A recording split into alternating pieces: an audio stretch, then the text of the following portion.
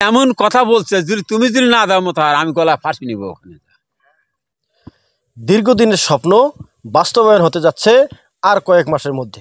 দর্শক, আপনাদেরকে যদি জানিয়ে রাখি, লালমনিরহাটের হাতীবান্ধা উপজেলার গড্ডিমারি ইউনিয়নের তালেব মোড়ের পশ্চিমে যে ব্রিজটি হচ্ছে, সেই ব্রিজটির জন্য অনেক দিন ধরে অপেক্ষায় ছিল স্থানীয়রা।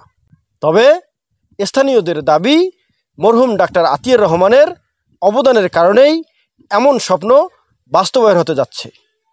তাই ডাক্তার আতিয়ার রহমানের নাম সংযোজন করার জন্য দাবি জানিয়েছেন স্থানীয়রা।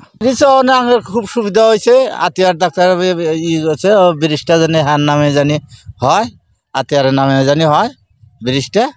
আঙ্গের মনে হাতিবান্ধা যাওয়া, দোয়ানি যাওয়া সব দিকেই সুবিধা হয়ে গেছে। তালেবমোড়ে ব্রিজটা হওয়াতে আমাদের উপকার হয়েছে দুই পাশের লোকেরই।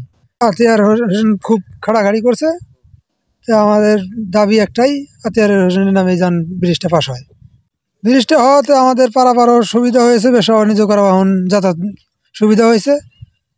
আগের মনে করেন যে এখন আর নৌকা নিয়ে বসে থাকে না কেনা, আর গাড়ি ঘোড়া বাড়ি থেকে চলা যায়, রাস্তাঘাট বেকারি মালা বাড়ি থেকে এনে দেওয়া যায়। দাবি একটাই, যে আতিয়ার রহমানের নামে যেন ব্রিজটা বাস্তবায়ন হয়। এমন কথা বলছে যদি তুমি যদি না দাও মতো আমি গলা ফাঁসি নিব ওখানে। খুশি? হ্যাঁ, সবাই খুশি একেবারে। এমন কোনো প্রান্ত বাকি নাই যে খুশি হবে না, ইনশাল্লাহ সবাই খুশি। আমাদের এই দুই পারের লোকের এই ব্রিজটা দেওয়াতে আমাদের খুব উপকার হয়েছে, কিন্তু এই মোতারেক ধন্যবাদ জানাই। আর দাবি ব্রিজটার যদি নাম জানি আতিয়ার রহমানের থাকে।